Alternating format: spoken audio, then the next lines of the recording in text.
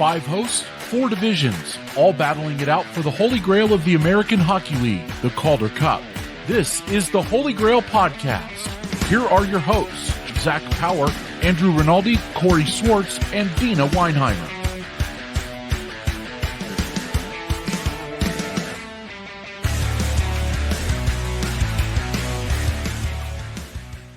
Hello and welcome to episode 60 of Field Pass Hockey's AHL podcast, the Holy GrAHL. This is the episode for the week of March 30th, and we're here to give you a full recap of everything that you need to know in the American Hockey League and its teams within it.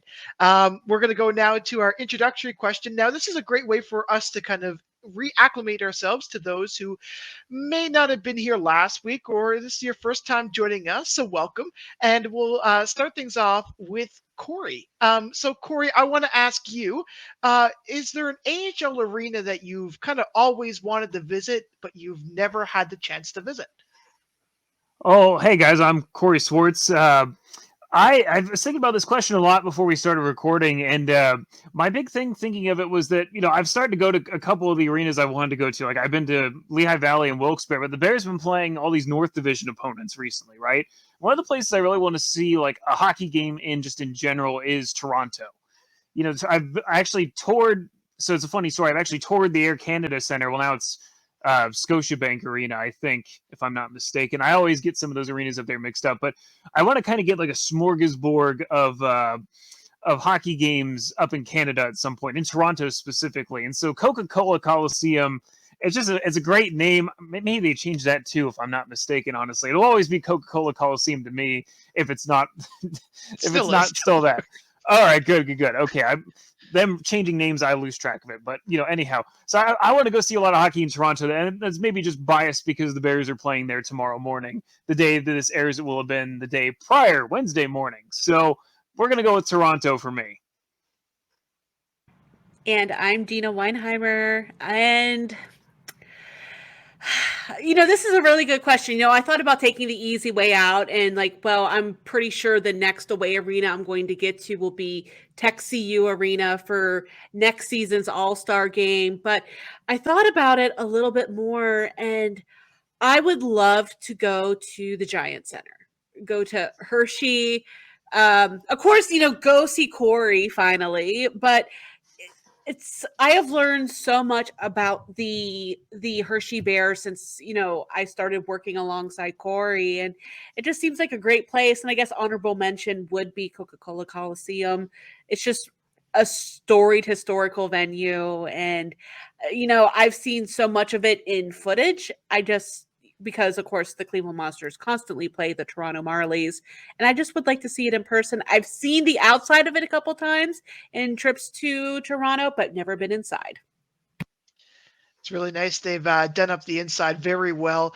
And I'm Zack Power. I'm covering the Toronto Marlies for the Field Pass Hockey Network. A big one that I've always wanted to see is the Tucson Convention Center, simply on the fact that Tucson is actually playing in a bigger arena than their NHL partners. So that's kind of that's what I want to do. And I could say that I visited an AHL arena that's playing in a bigger arena than their NHL one. So on that note, we're going to go now to some breaking news. And Deana Weinheimer, you're going to take us away with that one. So just a little bit of housekeeping here. You may have noticed that our show is a little shorter than normal.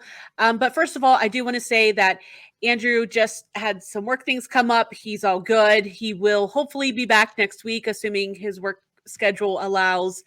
So that's all good there.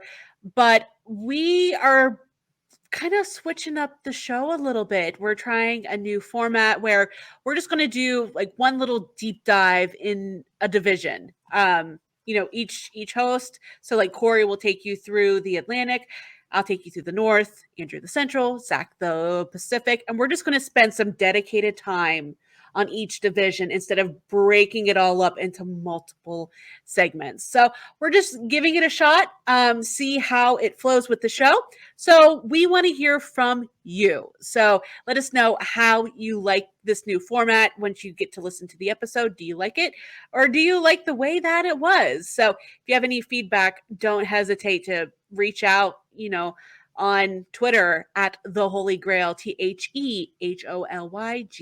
TheHolyGrAHL, or you can always email me too at Deana.Weinheimer at fieldpasshockey.com.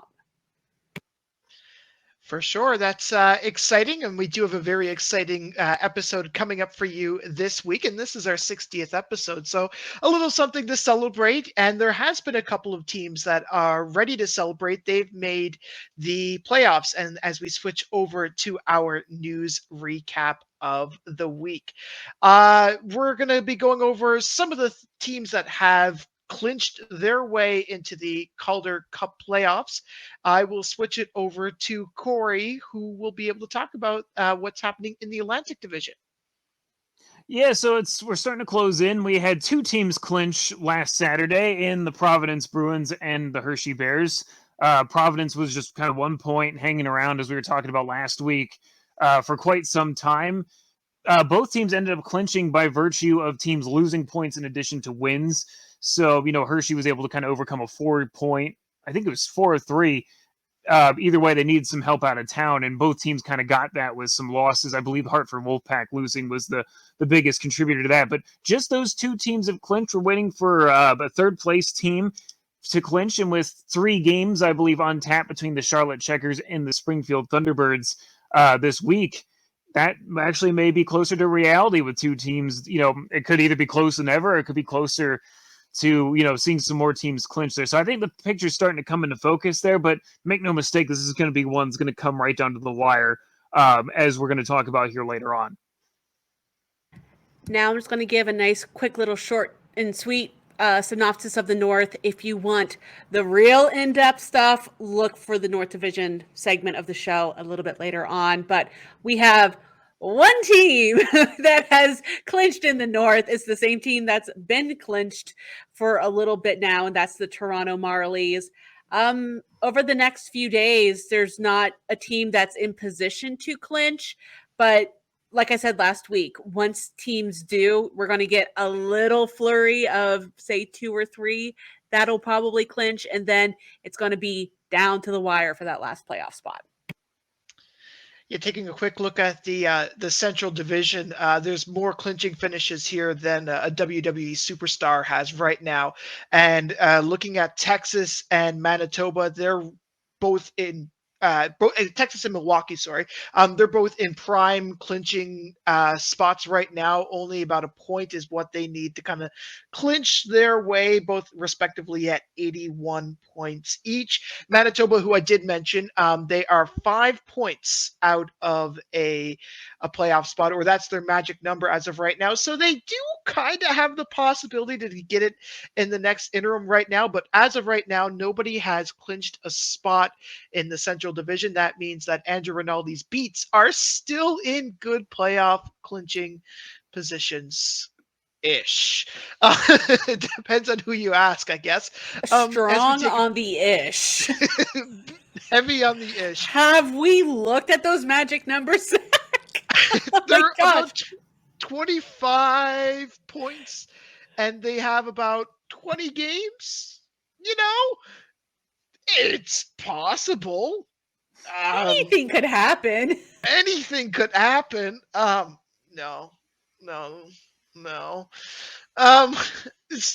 To brighter pastures now in the Pacific Division.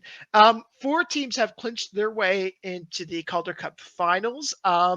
Calgary and Coachella Valley are no surprise that they've clinched their way in, both very high up in the league right now. But 2 more have clinched their way in, and that's Abbotsford and Colorado. Abbotsford, we talked about it last week. They had such an incredible run that's kind of pushed their way into a playoff spot, and the same with Colorado.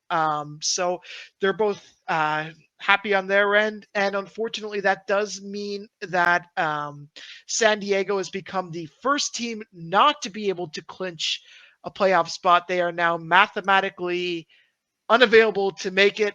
It's kind of no surprise being that they're 54 points out of first place right now. Yeah, no surprises there, but it's that's the way things are happening in the Pacific Division. Yeah, it's just kind of a race to who's next. I mean, just looking at the magic numbers, you got Wilkes-Barre Scranton with 26 with only 9 games remaining. We already talked about Grand Rapids and Chicago, but they're at 25. 8 games for Grand Rapids, 10 games for Chicago. Belleville, I mean, we're not even going to talk about the North, I but would like to Wilkes-Barre know, Scranton, though, like I said, 9 what's games. how is that like, I would like to know the scenario for Grand Rapids to make the playoffs right now.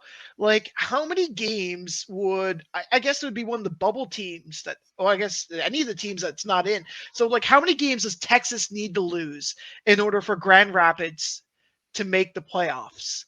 Right? Are we talking like every single game, or that's kind of my big question in all Well, of this.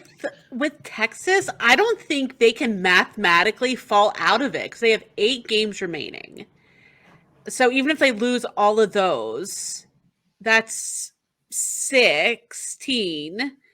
And It's important to note that they only have 1 point that they need to get into the playoffs. Yeah, so it's like 1 point. my brain's just going to short circuit here because I guess Texas could lose out and possibly fall out of it, but that is not going to happen. Basically, Chicago and Grand Rapids needs everyone above them to not win another game. Essentially. Good luck, boys. But Wednesday the 29th, Chicago and Grand Rapids are playing each other. There can be only one. Or none. But I do know that you have a milestone alert to kind of talk about. I do. Let's go ahead and cue that up, the milestone alert. So actually, let's do it twice. We have 2 players that have reached the 100-game mark in the American Hockey League. First in the North Division, Cleveland's Josh Dunn hitting that mark as a skater, and out in the Pacific, we've talked about him. It seems like so many times. He's just such a stellar goaltender. But Dustin Wolf for the Calgary Wranglers also getting that 100-game milestone. Perfect. They've both been playing so well, and there's another player who's been playing really well, and we're going to talk about him in our segment, the Elite Prospect of the Week. Now, many thanks to our partner, Elite Prospects, the world's leading hockey resource for league, team, and player data. You can check them out at eliteprospects.com, and if you're anything like me, you'll get caught down that rabbit hole of, oh, I didn't know that he played for this team, and then you realize that he played for a lot of teams. So that's some really cool things. So each week on the podcast, we'll be naming an Elite Prospect of the Week here on the Holy GrAHL, whether it's some on-ice play or it's some type of achievement or it's something that made them stand out. This is kind of our pick for the top player in the AHL this past week. And this week's Elite Prospect of the Week goes to Sakari Manninen, and I hope I pronounced that right. And that's thanks to his performance that he had over the past 2 games last week. He had 4 goals, including a hat trick against Coachella Valley and 1 assist. He was good for a +6 on the ice.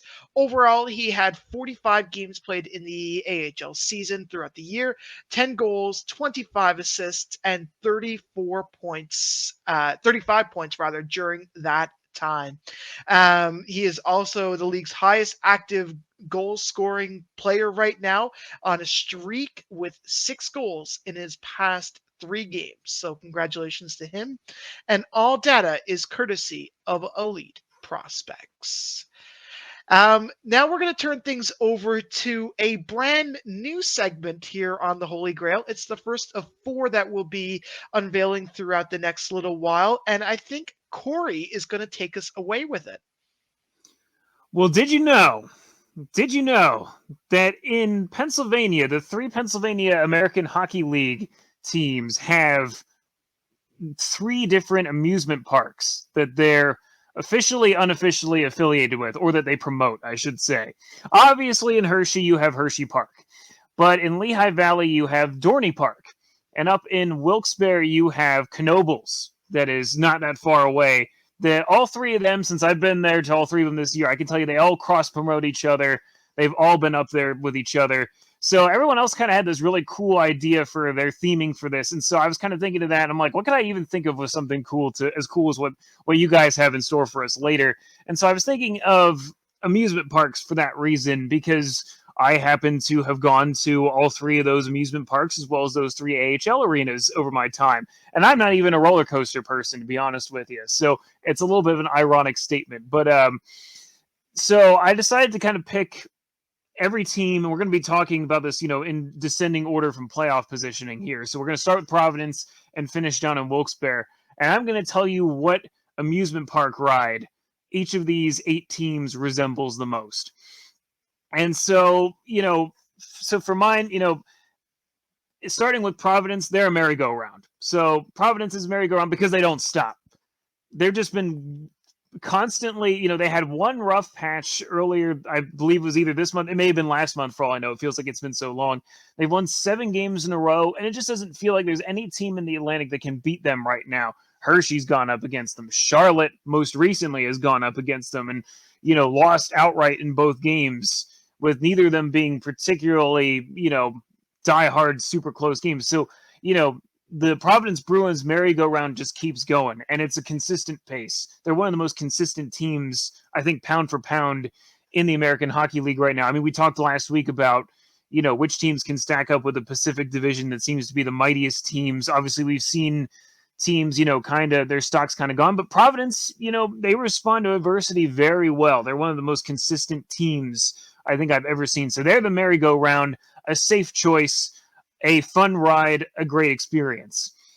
And so for Hershey, I was trying to think of something to compare them to accurately.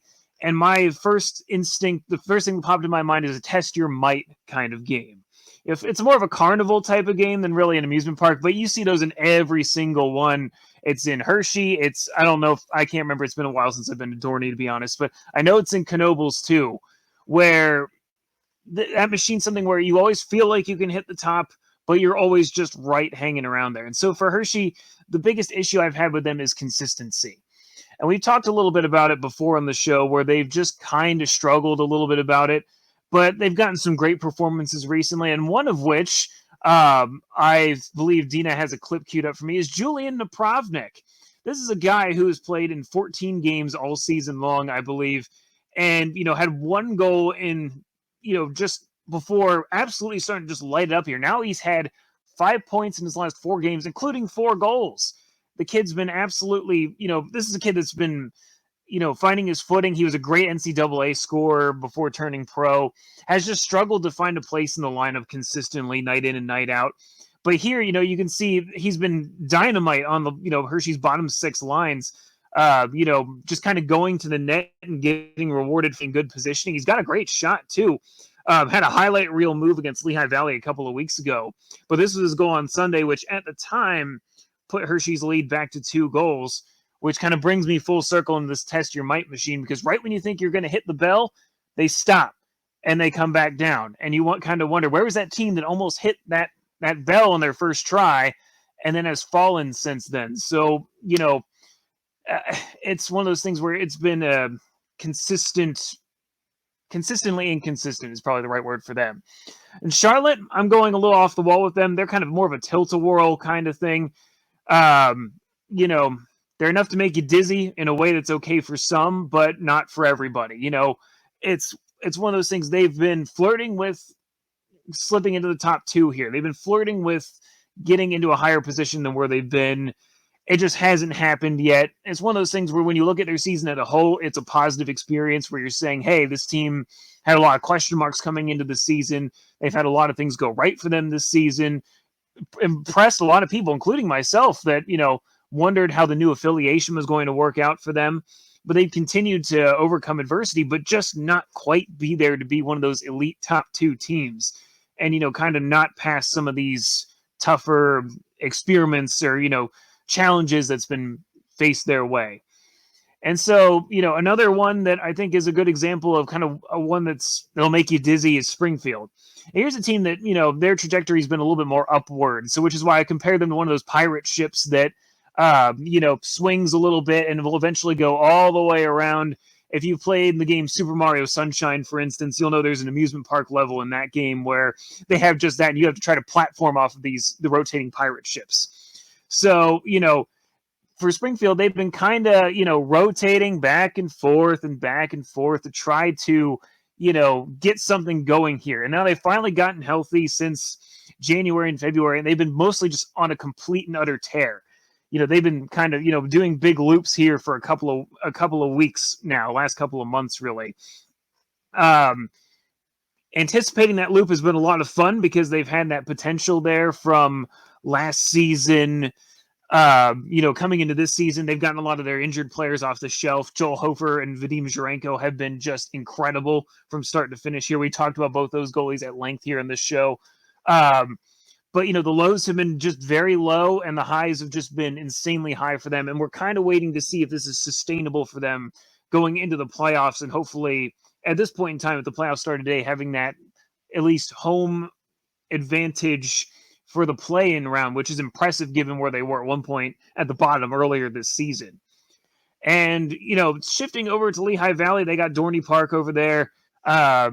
They're the bumper cars of this division. It's just chaos for them. They between Philadelphia pulling up players, sending players down, saying, hey, you can have Tyson Forrester for just today, and then we're going to take him back tomorrow.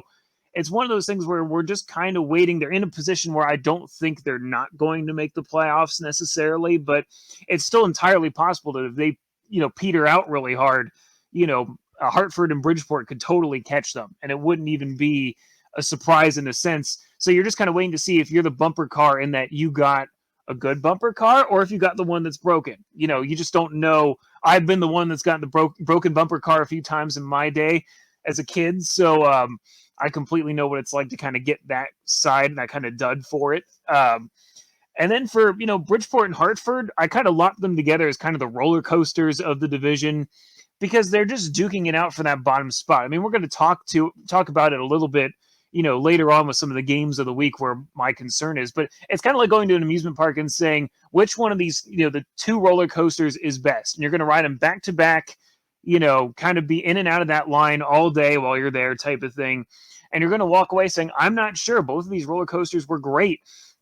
So it's the marquee ride in a sense, which is odd to say for the two teams kind of on the outside-ish of the playoff spot. But both these teams have just been absolutely hot and absolutely cold.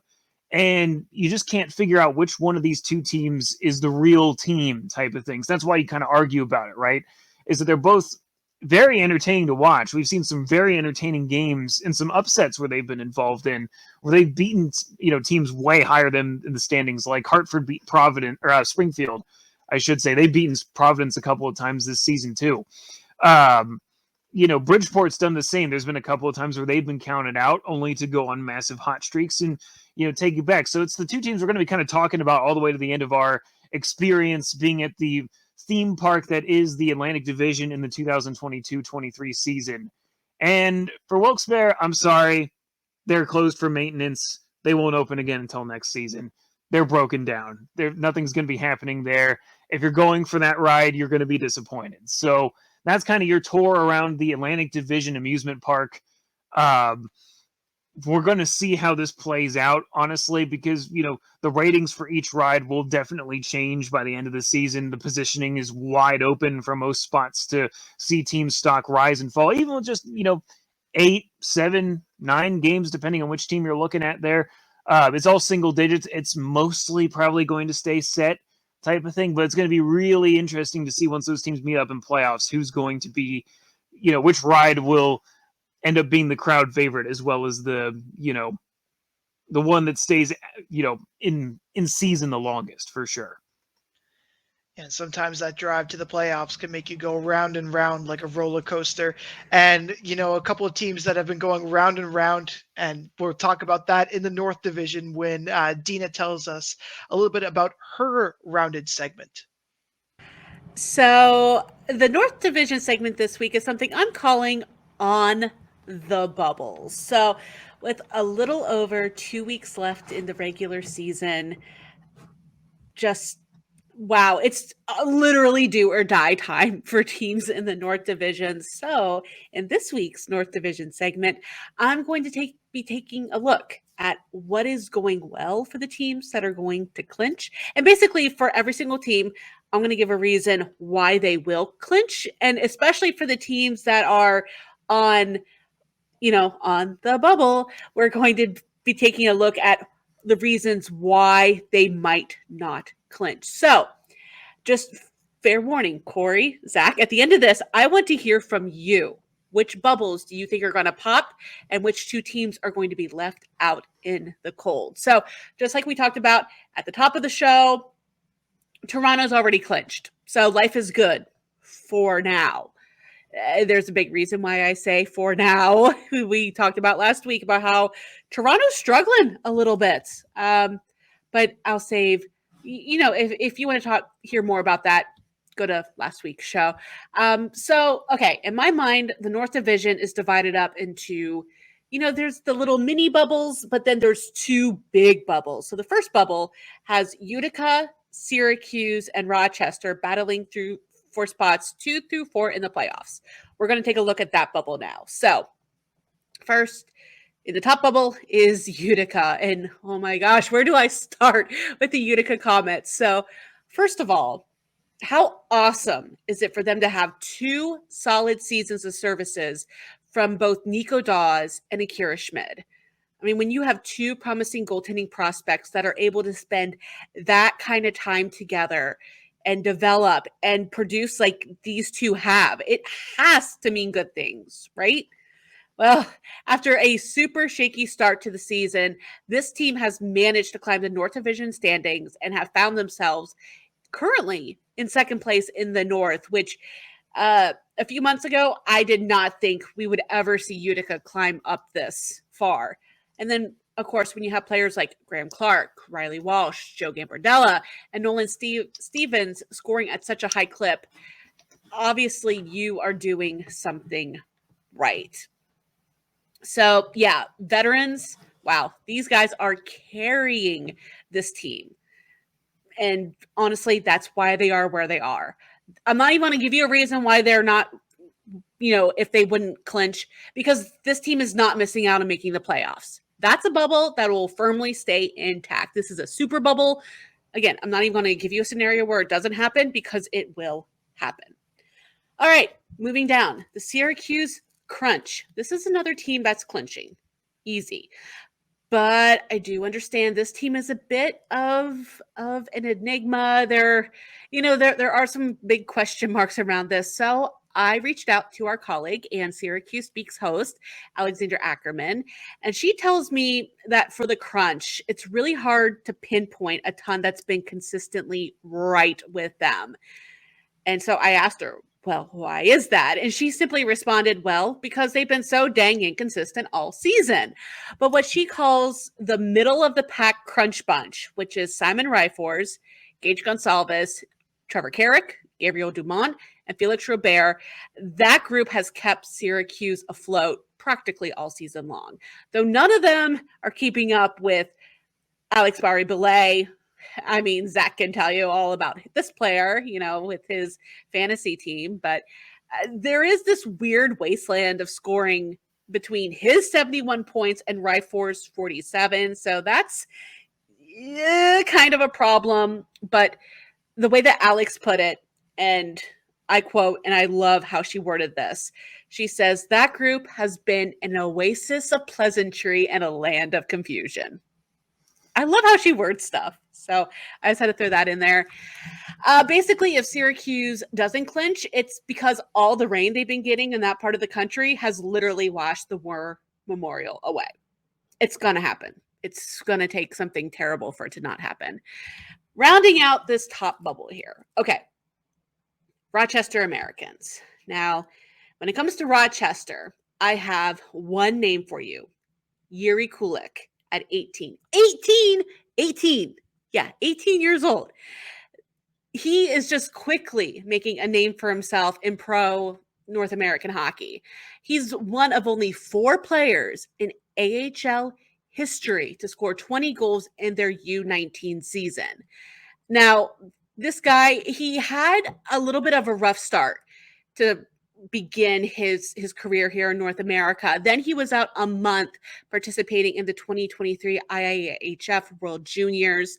And since then, he has just been beyond impressive. And after losing players like Gigi Peterka and Peyton Krebs to the Buffalo Sabres, the Amerks desperately needed another young upstart to fuel that club. And Yuri Kulik embraced that. To me, he is the X factor. If they clinch, it's because of him. Just a dynamic young forward that can also score in bunches. So what will it take for them not to make the playoffs? Now, currently, right now, Rochester is in that 4th place spot. They have a magic number as of, it's 8:31 p.m. Eastern time on Tuesday, the 28th. They have a magic number of 10. Utica's 8. Syracuse is 9.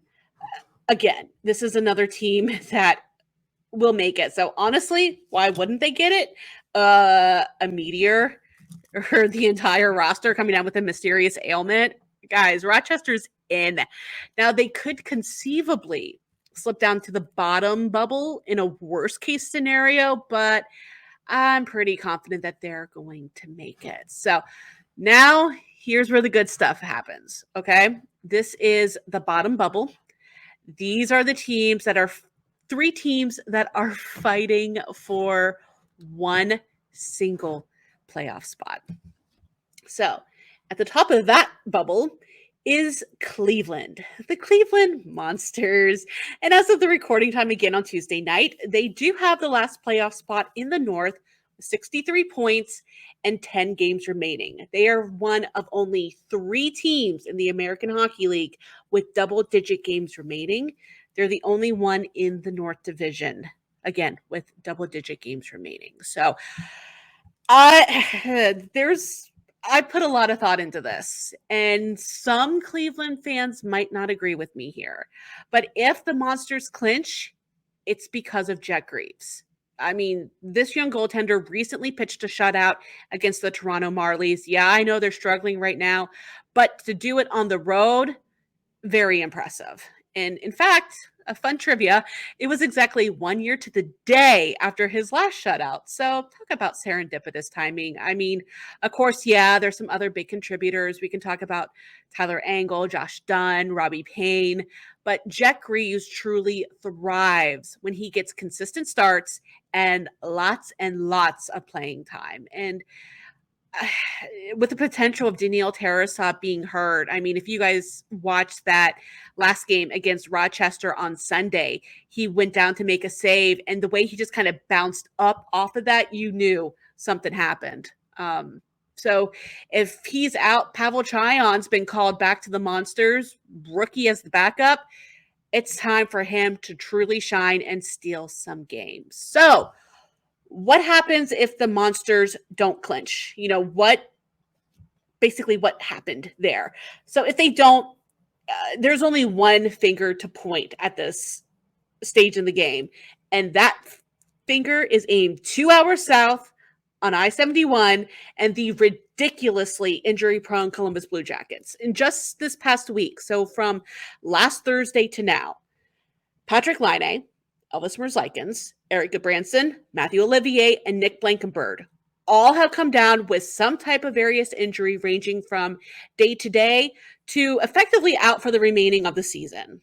So that has resulted in Travis Wolanski, Jake Christensen, Billy Sweezy, and John Gillies all being sent south on the I-71 Express. At the most important time of the season, this club is losing its top skater, top skater, top forward in Travis Wolanski, 2 of the top defensemen, and I guess you could call a veteran presence as the 3rd potential goaltender behind both Jet Greaves and Daniil Tarasov. So not a good situation. All right, now Laval, the Rocket. Wow. So they are the first team out of the playoffs as of Tuesday afternoon.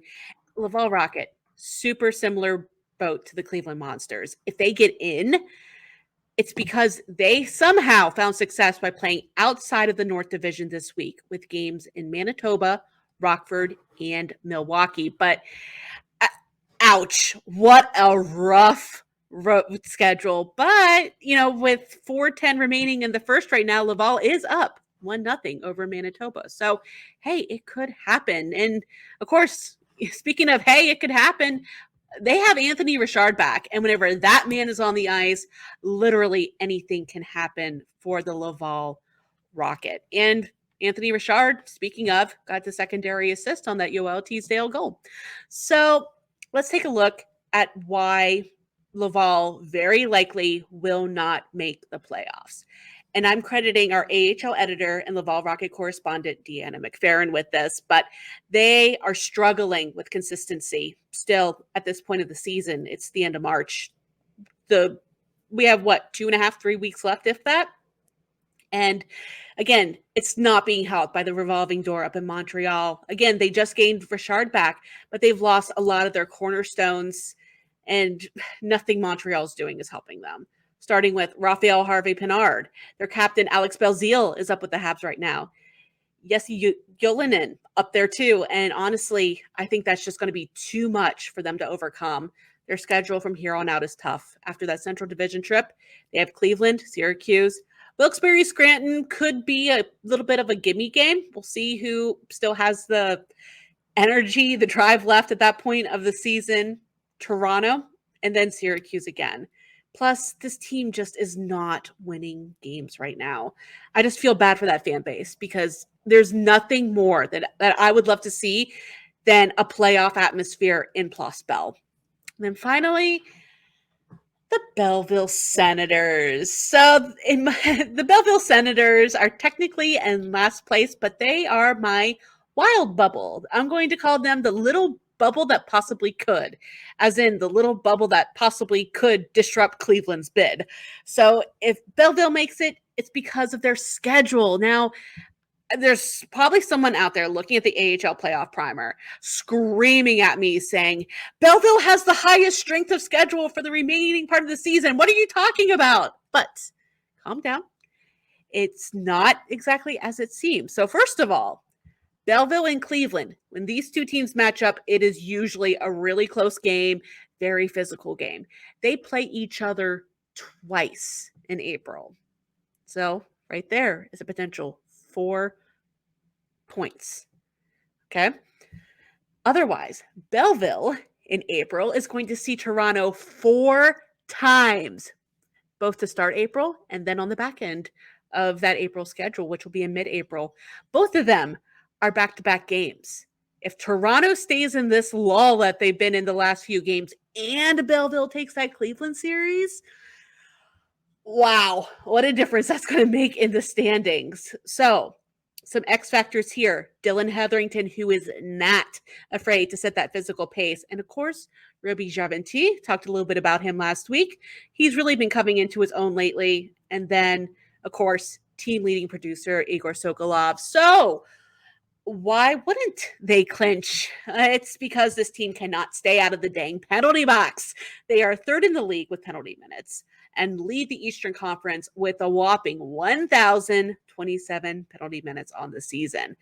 On top of that, their penalty kill is 28th in the league at a 77.2%. So if their opponents are smart and force the Sens to take some really bad penalties early and often, then in all likelihood, we will see 2 Canadian teams on the outside looking in on the playoffs. So guys, I'm curious, whose bubbles are you going to burst today? I mean, it's hard. I'm not a North Division expert by any stretch, so this is just kind of me spitballing at this point. But I feel like there's a lot of teams who, we've seen it kind of just be different from the Atlantic, and then there's kind of Toronto. Even with them struggling, it's been Toronto, then kind of everybody else. And to me, I feel like that just kind of means it's wide open. I kind of agree with you that the difference is really going to be which team gets ravaged less by their NHL affiliate at this point to see who's really going to be, in a great position going into it. I don't really see, it's kind of been a similar setup the entire year in that, most of the teams that have been where they are going to stay where they are. So my thought is that, I think the two bubble teams on the outside probably aren't going to make it in. And that's just because, none of the teams have really gained enough steam to really make that kind of impression on me, right? Like I haven't seen, oh man,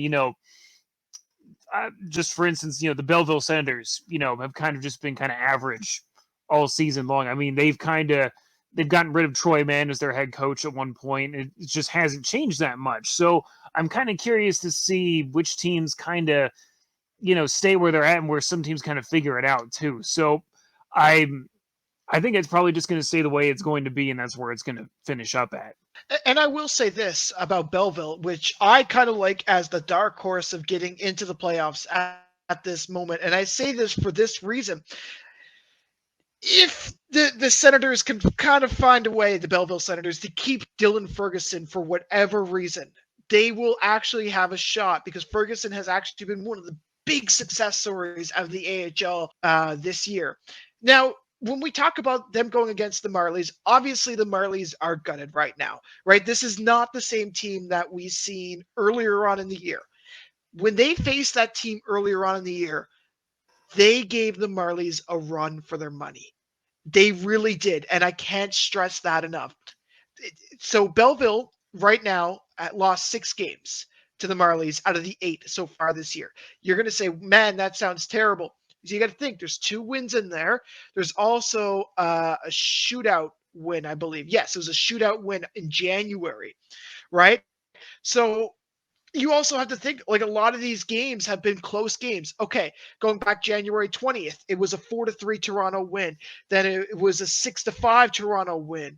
And then it was a 4-2 Toronto win. It was a 3-2 win. It was a 4-2 win. Like I'm saying, these are very tightly contested games. When you have 4 games, 8 points on the line, and a team that you can kick them while they're down here, that is where I could see success, is kick the Marlies while they're down and then go on. Do it. If you got the goaltending to back it up, then do it. As for Cleveland, I do like Cleveland, but it seems like the Blue Jackets are made of glass, right? And unless they can, find that wooden slipper or something to kind of hold and secure them a little bit more than what's going on in Columbus, I don't know what to tell you, right? If the Jackets can kind of prioritize a little bit and maybe take down some lesser opponents, then maybe this could be take down some lesser players, I should say, right? Maybe don't take your top line Cleveland Monster players. Give some of the younger guys a chance. Thank you. There's no better time. Trey Fix-Wolansky, I'm sorry, buddy, but I think you're kind of needed. Emil Benstrom, I think you're kind of needed, right? Well, But unfortunately, Emil Benstrom was not paper moved at the deadline. The only paper move that Cleveland made was Cole Sillinger, which I am very happy that Columbus is leading him down there. But yeah, I would love if they sent Trey Fix-Wolansky back. Please, thanks. Right. So get those players down there and then let them have, you wanted this expanded format so you can have some meaningful hockey or more meaningful hockey. Then do right by your players and send them down. That's my hot take for the week, by the way. So that's my thoughts on the North Division there. And just one final stat here for the regular season series. So far, Cleveland has the whopping advantage 4-1-0-1 over Belleville. But kind of the bookends of that was a final in the shootout on November 16th, 2022, where Cleveland lost 8-7. And then the last game was on March 19th. Actually, it was a back-to-back game. So on the 18th, Belleville beat Cleveland 4-1. The very next game, Cleveland won 5-3. So just another thing to ponder while you are deciding on your own bubble team.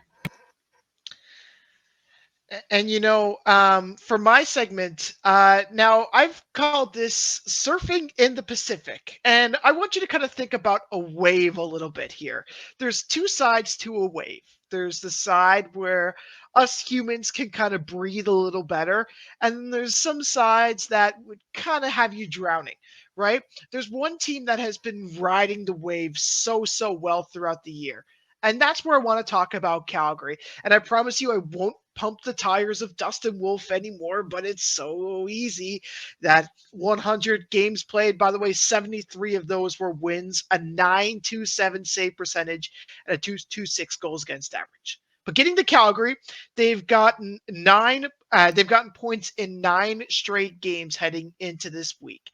And you have to go back to March to kind of the March the 3rd to find the last time that these guys lost in regulation.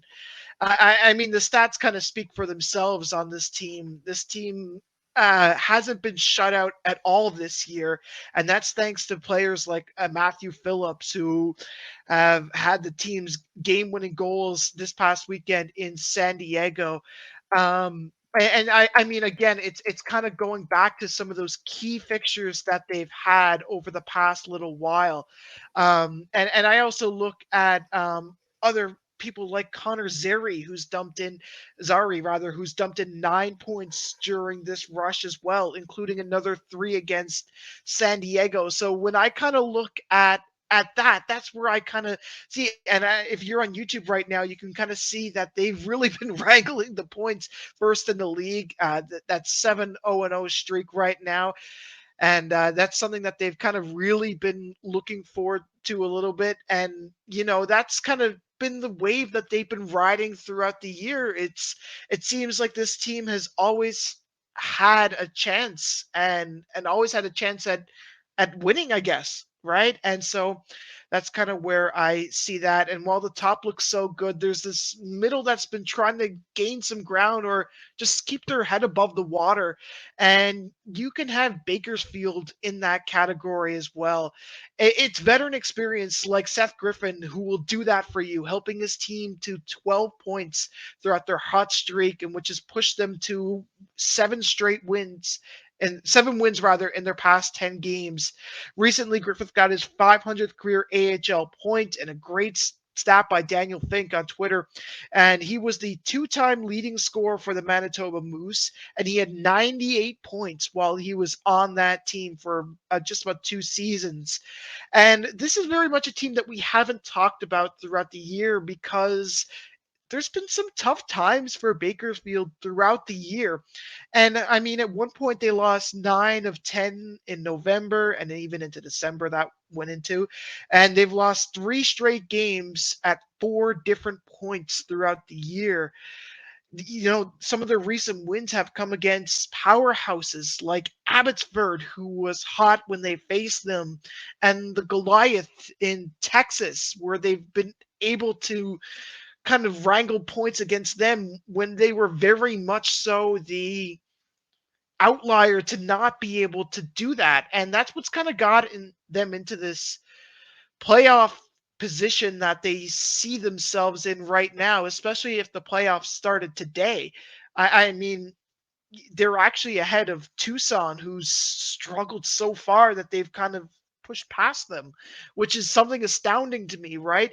At one point, I remember talking about them being bunched up with the 3 that weren't in the playoffs in San Jose, Henderson, and San Diego.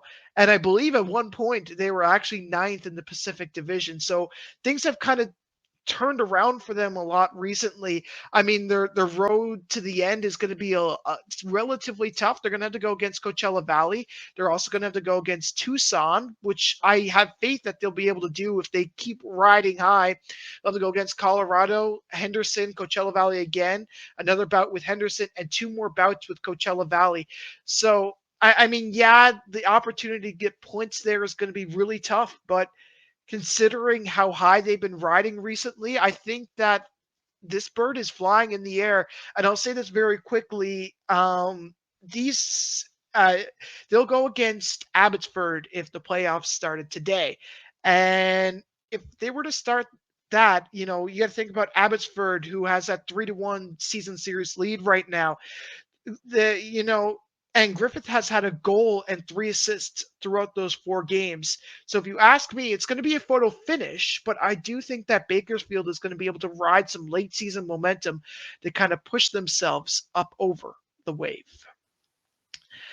So, all that in mind, lots of good playoff talk, and we look forward to keeping those segments in the show throughout the weeks to come. And Andrew, of course, will come in with his own takes in the Central Division. But there's lots of exciting things happening, and there's lots of exciting things happening this weekend in the AHL this week, where we're going to go over our games of the week. And we'll switch things over. Oh, my God.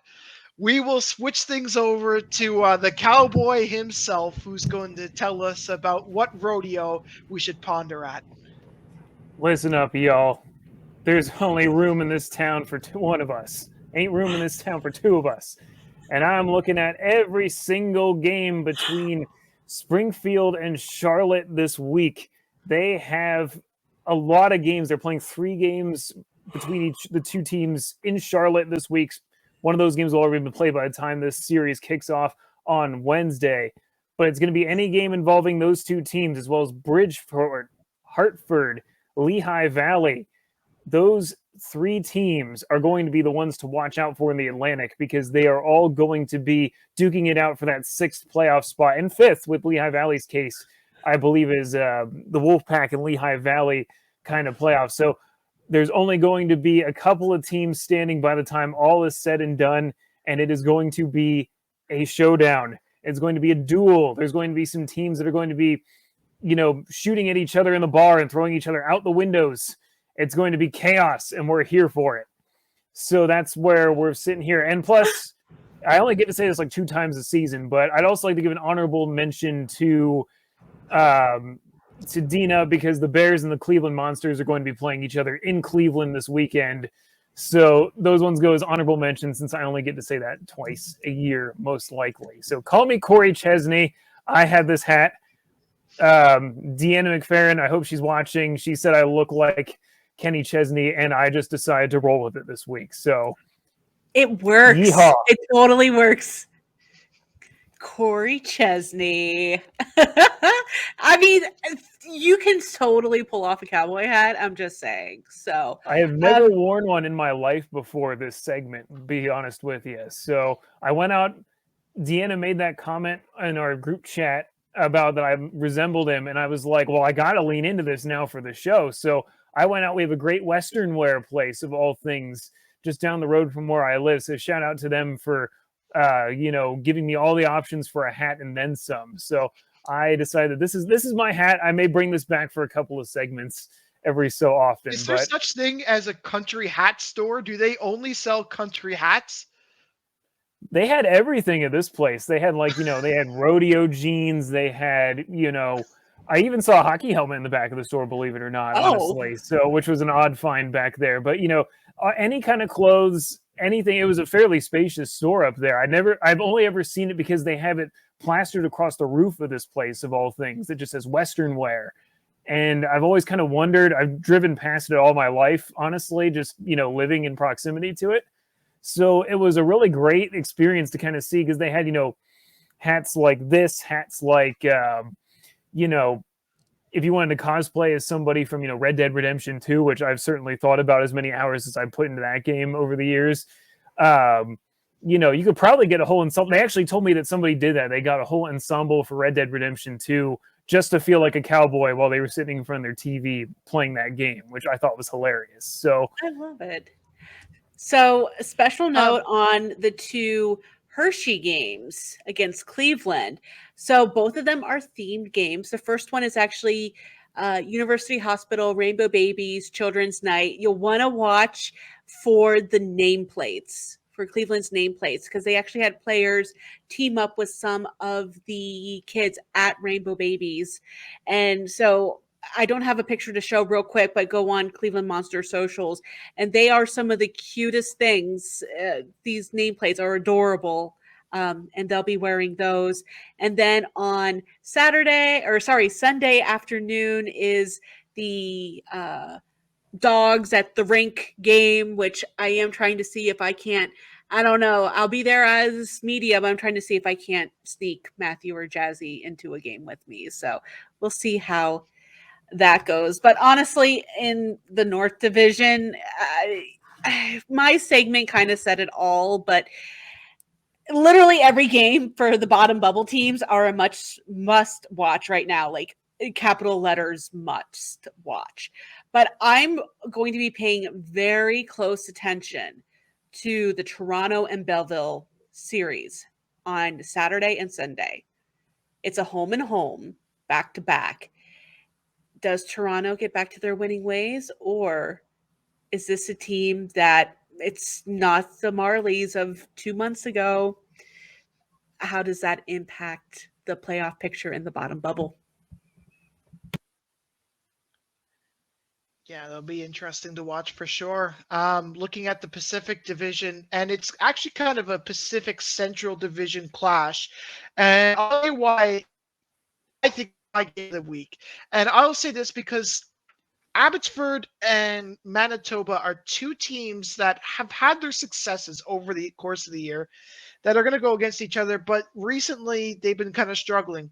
If you look at Manitoba, they're right now 4-3-2-1 in their past 10 games. So they've only won 4 of their past 6. And if you look at Abbotsford, they've lost 3 straight. And again, they've only won 4 out of their last 10 games. These two teams are going to go against each other at a pretty I want to say a critical juncture in this season. I mean, Manitoba has very good opportunities to be able to clinch a playoff spot. They haven't officially done it. Abbotsford recently did so. So when I kind of look at that, I think this is an opportunity for someone to get out of the slump. If you can win 2 games at the back half of the season or in the final couple of weeks, you'll be able to go into the playoffs with some momentum. I kind of talked about it with Bakersfield, how they can ride this momentum into the playoffs. This is a good opportunity for Abbotsford and Manitoba to do so. And, it's a single anthem night, folks, in Canada. So what more can I say there? Well, what more can we say about country duels, country music, anything like that, than some AHL free games of the week?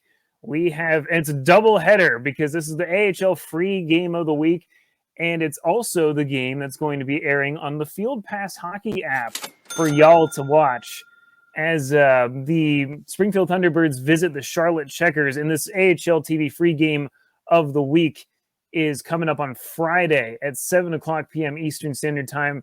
The Thunderbirds could use the points in this series of games, try to catch Charlotte in for third place and get a better seeding matchup for the first round of the playoffs. And all 3 of those games, I believe, will be available on the Field Pass Hockey app as well. So y'all go check it out, you hear? He gets another cash register just for the hat, just for the accent. Thank you, ma'am. This needs to be an ongoing thing. I love this. Well, folks, before we ride off into the sunset, Deana Weinheimer has our bonus round. All right, so I spent a lot of time talking about the Rochester Americans. So our bonus round this week is going to focus on the history of the Rochester Americans. So I just have a few questions here. Most questions wins. So are you guys ready? Surely. Maybe. Okay, so whenever the Rochester Americans started their American Hockey League legacy, so they had 2 affiliates in the NHL from 1956 to 1960. A dual affiliation. Can you name one of those teams?